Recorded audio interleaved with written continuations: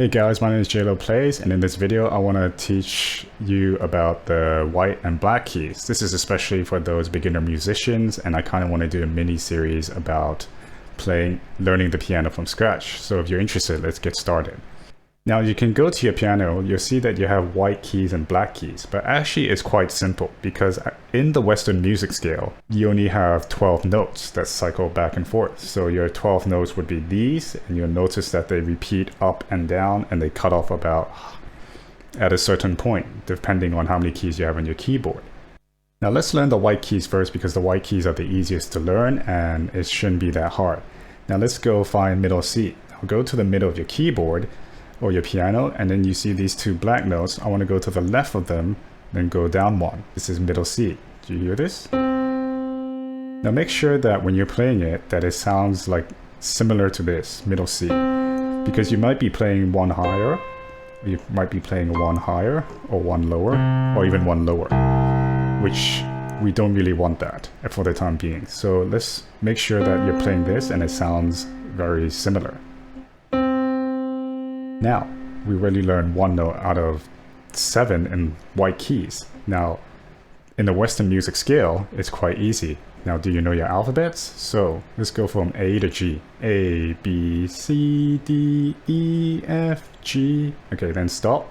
So, that's it. You've basically learned 7 notes out of 12, and you've learned all your white keys. So, if we go back to middle C, so C, D, E, F, G, A, B, and then it cycles back again, C, D, E, F, G. Now if you go downwards, it's just the same thing, but descending. So C, B, A, G, F, E, D, C, B, A. Now, I don't know why we like to start on the C as the root for all things. Now there must be a reason behind that, but I don't know. You can go and Google that, but it's not important right now.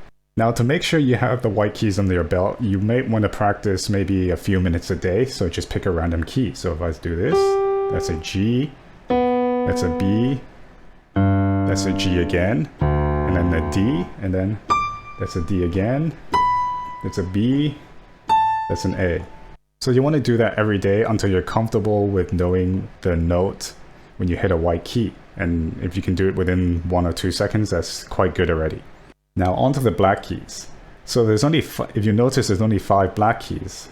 And the way we do this, normally the black keys are denoted as sharps or flats. Now that isn't particularly true, but I'll explain a little bit later on why that's not the case. But just for now, just treat it as such. So this is C. So if I want to know what this is, we can say it's a C sharp, because C and then going up one, it's a C sharp.